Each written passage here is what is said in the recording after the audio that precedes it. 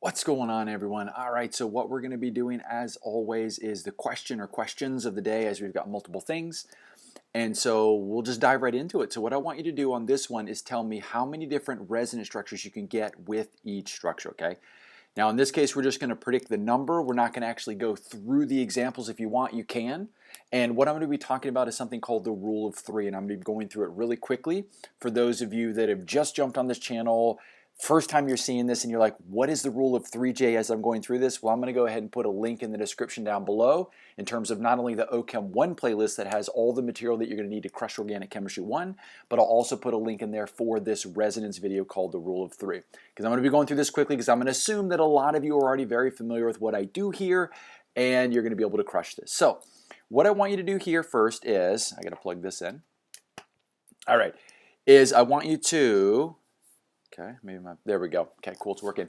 Is predict the number of resonance structures for this first one right here, okay?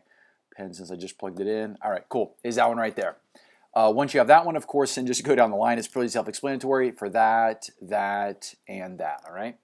So go ahead and pause this. Take some time to do that because obviously I'm not just going to sit here and be quiet while you do this. So just go ahead and pause it, work it through because I'm just going to jump right in and show you the rule of three, okay?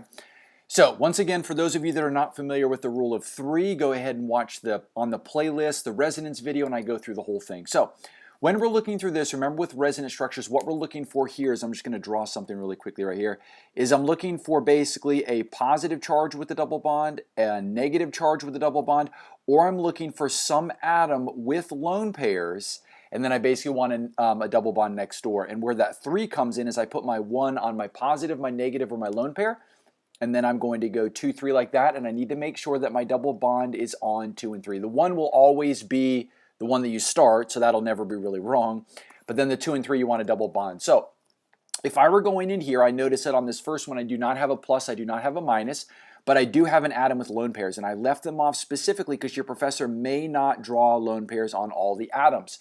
So make sure that you know with oxygen and nitrogen and some of those that you do have lone pairs. So in this case, I do have lone pairs, and so I would go ahead and put a 1 on that, and then you'll see that I've got 2 different directions I can go in. I can go 2, 3 this way, or I can go 1, 2, 3 that way. Now, of course, this one up here is the correct way because I have a 2 and 3 on a double bond. Down here, I do not have anything, so I have to go up top. So that's my 1, 2, 3. Now, if you've watched the video, I'm hoping you have, and if you haven't, go ahead and watch it, is you'll know the fact that when you do your resonance structures, your charges or your lone pairs are always going to be on 1 and 3. So when I draw my 1, 2, 3, I know that my charge is now going to be right there. So now I reset, and that's my new resonance structure. So in this case, that's my new number 1.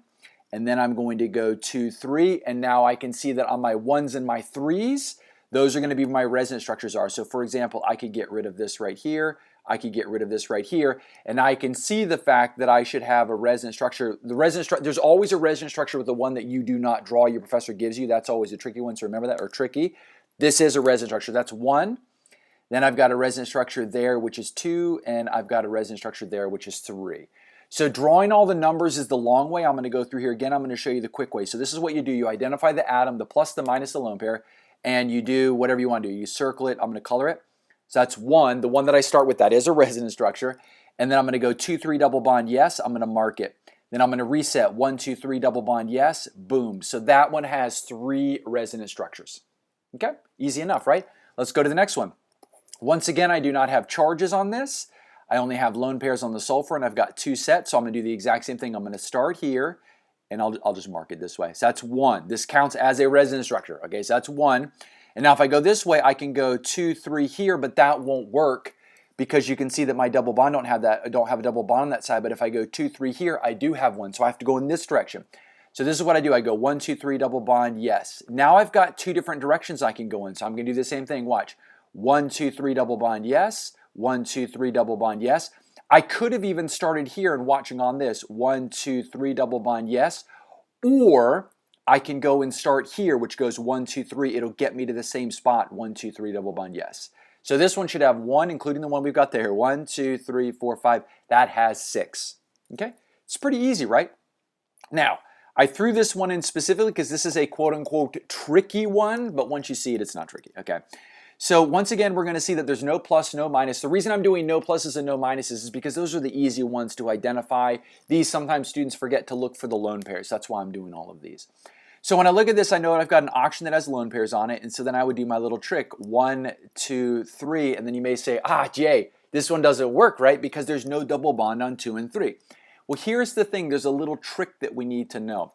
So when you have carbonyls like this, what you can do with carbonyls with C double bond O, not C double bond C, but C double bond O, you can take this and you can throw those lone pairs up there like that, or sorry, not lone pair, double bond. And what that'll allow you to do, give me a sec while I delete this.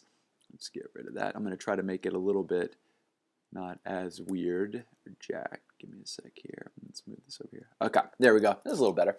So if I were to do that, now we know that I've got 3 sets of lone pairs on there. Okay, just draw them so you can see them. And I'm going to erase them. That's going to give me a minus, and that's going to give me a plus. And now if I look at this, now I have a plus and a minus. But if I look at this, I can see my carbonyl is my hidden 1, 2, 3 system. So now I come in here and say, oh, okay, awesome. There's my plus. And on this one, I'm going to choose this one because we already saw that if I go 1, 2, 3, there are no double bonds. So I'm not going to choose my negative charge up top. I am going to choose my positive. But you can see here that if I go 1, 2, 3, I do have a double bond. So I'm going to basically, what I'm going to first do is I'm going to circle this one. Let's do this. This is a resonance structure, so that's one resonance structure. Then I'm going to go 2 here when I redrew that, and then I'm going to go 1, 2, 3, 1, 2, 3. So I should have a total of 1, 2, 3, a total of 4 resonance structures with that one. That's a tricky one, but now I always tell students I'm going to show you the tricks so you won't get tricked. Okay, so that's got 4 right there. Okay, cool enough. Now what I'm going to do is I'm going to go ahead and just delete these because you got the video and you can rewatch them, and I'm going to bring this one in because I saved this one for last because some professors, you'll find out you can use the rule of 3 that I did, but you're going to notice there's 2 options to do on this one. And some professors, I've seen this at some universities, a specific university I won't mention, that basically there's a lot of different resonance structures you have to draw, and sometimes you have to kind of think from both ends. So what do I mean by that? Let me just explain here, okay? So let's go ahead and do this. I'm going to make 2 of these because we're going to need kind of 2 different directions here. So if I were to look at this, the first thing I'm going to do is I'm going to look for my plus, minus, or lone pairs. I notice I have a lone pair here and lone pairs here. And we already talked about that I can't go 1, 2, 3 like that. I have to change that. But this one right here we can use. So what I'm going to do is I'm going to mark this. That's one resonance structure. I'm going to go 1, 2, 3. I can go up here, but I cannot go down there because there's no double bond. I also want to point something out because students have asked me. So they're like, well, Jay, what if my professor takes the double bonds and switches them and now draws them like that? Does that still work? Yes, it doesn't matter. As long as you've got your 1, 2, 3 with your aromatic ring, it's completely and totally fine. So don't worry about where they are, just follow where the double bonds are. So in this case, I've got 1. I can go 1, 2, 3 double bond, yes, reset. 1, 2, 3 double bond, yes. 1, 2, 3, yes. So you'll see this one is a C double bond O, so I can actually go across that. That is a double bond, although it's not a carbon-carbon double bond, it is a double bond, and I can go 1, 2, 3 there. Okay? Now, I can also go 1, 2, 3 down here, but you'll notice with this double bond right here, check this out. If I go here, I can't go 1, 2, 3 there because there's no double bond. If I go here, 1, 2, 3, I can't go there. So this one, if I start, this is the key. If I start with my nitrogen right there, I can only get 1, 2, 3, 4, 5. Let me just make sure I did that right. 1, 2, 3, 1, 2, 3, 1, 2, 3, 1, 2, 3. So I can only get those. But we also know the other little trick, right? So what we could do is, I guess I could just leave that there. I don't know why I'm moving it. Is I could take this and do that little trick that we did where we could say, okay, what happens if I flip that up over there? So now let's go, I'll do it this way. So let's grab this. I'm going to see if I can grab one of these. Let's drop this right here. It doesn't have to be perfect, we know that. So what that's going to wind up doing now is giving me a minus and a plus.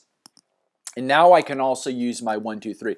So once again, this is a resonance structure. Even though you were given it, it is a resonance structure. So that's 1.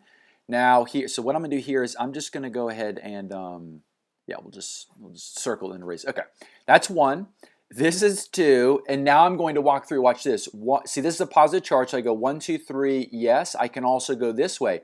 1, 2, 3, yes. 1, 2, 3, 1, 2, 3.